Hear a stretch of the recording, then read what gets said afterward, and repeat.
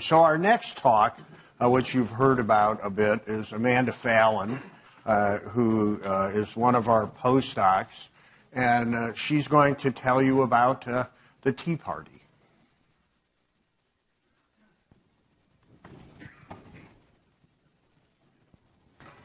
Good morning, and thank you for inviting me to speak today about our work on the tobacco industry and the Tea Party. I really appreciate all the efforts of my co-authors, Rachel Grana and Stan Glantz.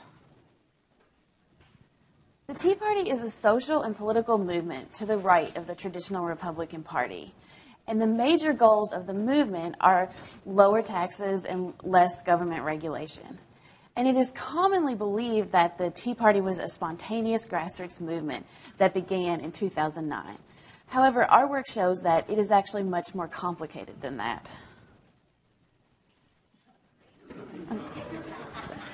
The Tea Party that we see in 2009 actually has decades of influence from tobacco and other corporate interests.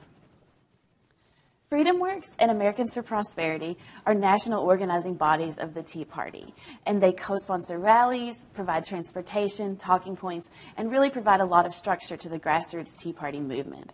And those organizations actually came from Citizens for a Sound Economy, which split in 2004. Citizens for a Sound Economy was established in 1984 and was a longtime a third-party ally to many corporations, including the tobacco industry. The main source for this presentation was the Legacy Tobacco Documents Library. We also used media articles, archived websites through Wayback Machine, as well as Form 990s, which nonprofits file to the IRS, and we use those to look at continuity of organizations, as well as employees and consultants.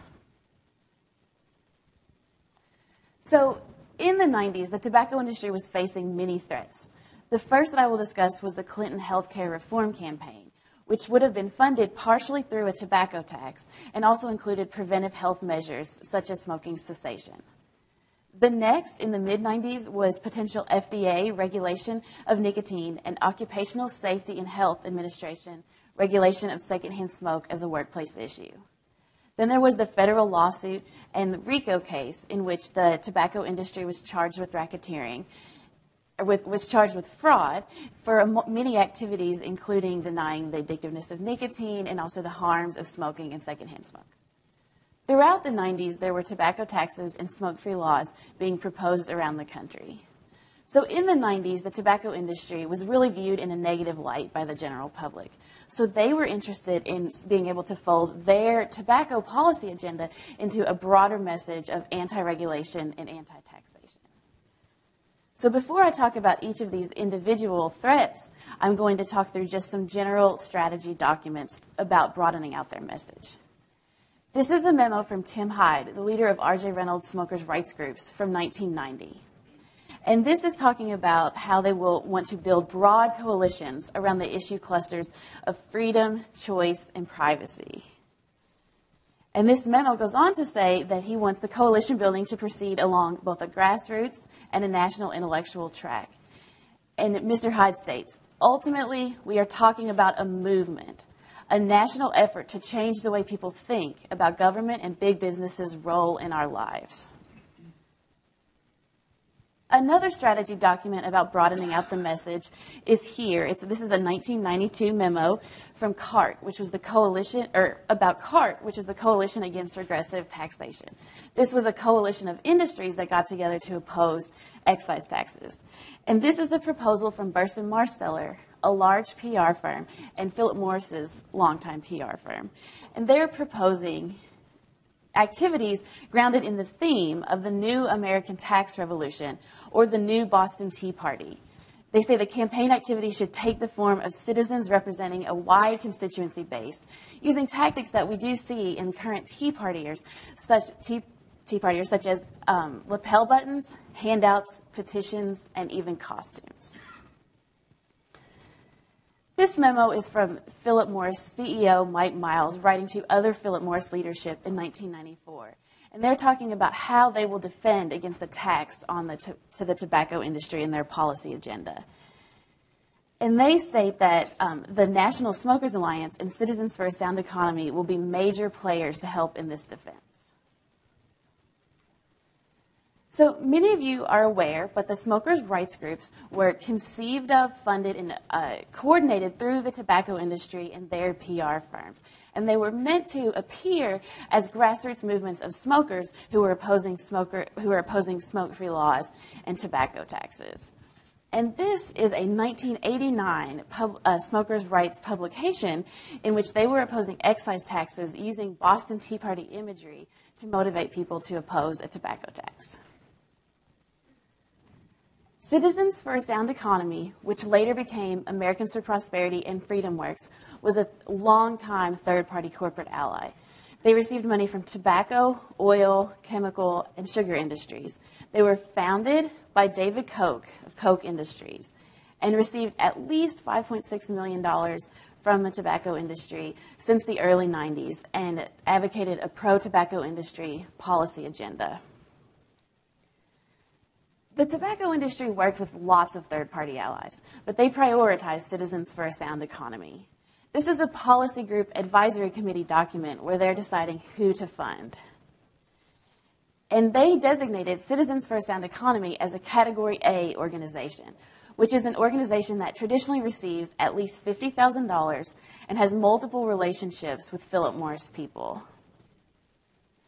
This meant that they had a senior relationship manager, which in this case was Beverly McKittrick, who had previously been affiliated with Citizens for a Sound Economy. She was their principal contact, responsible for communicating about all monetary issues.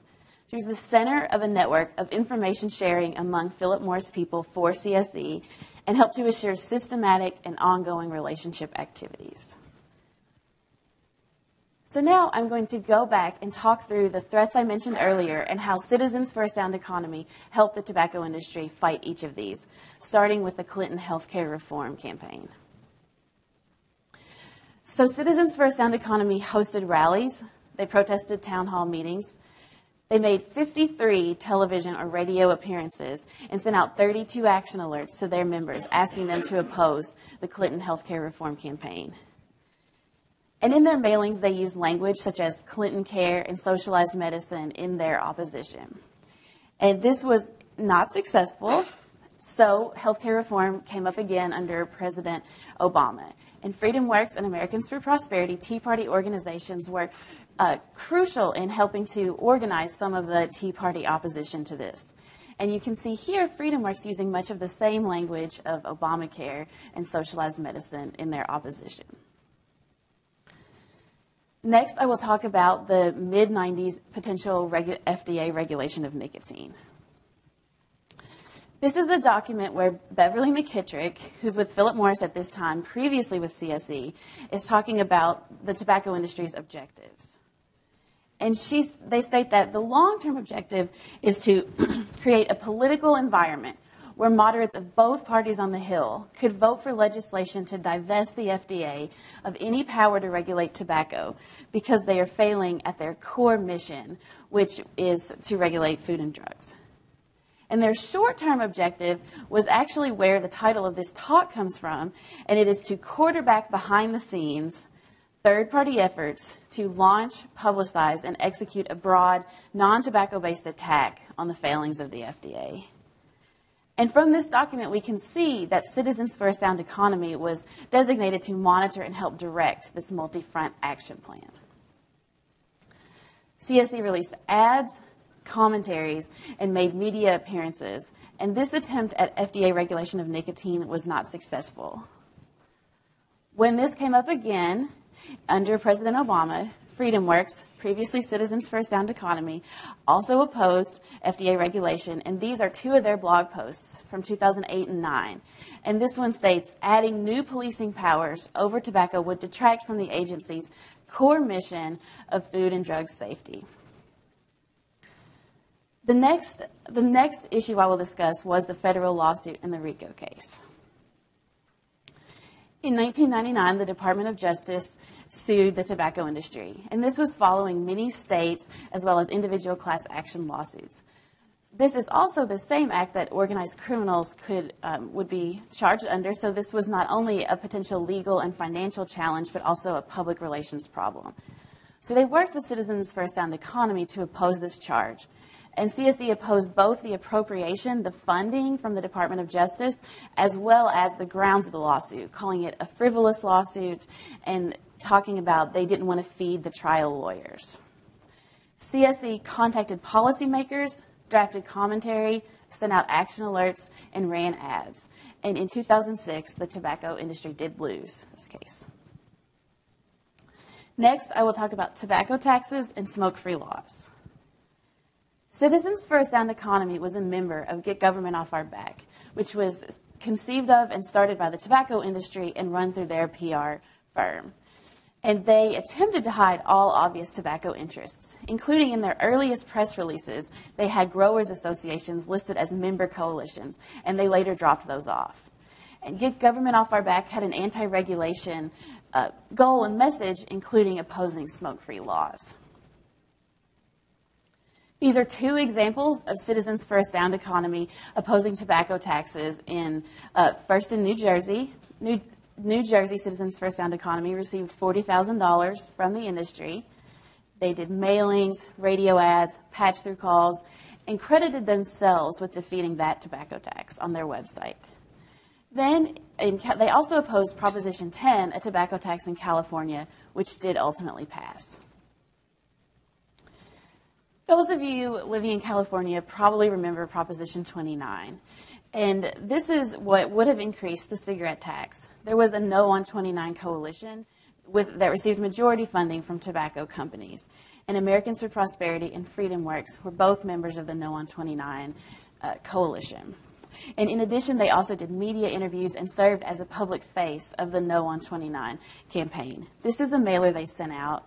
And as you can see, Americans for Prosperity is one of the listed coalitions. In addition, Citizens for a Sound Economy was using Tea Party language on their website as early as 2002, well before 2009, when the Tea Party gained prominence in the media. They were operating off their website, usteaparty.com. It was an interactive website where you could go learn about the Tea Party, dump some tea, and it used the Boston Tea Party as sort of a way to oppose taxes.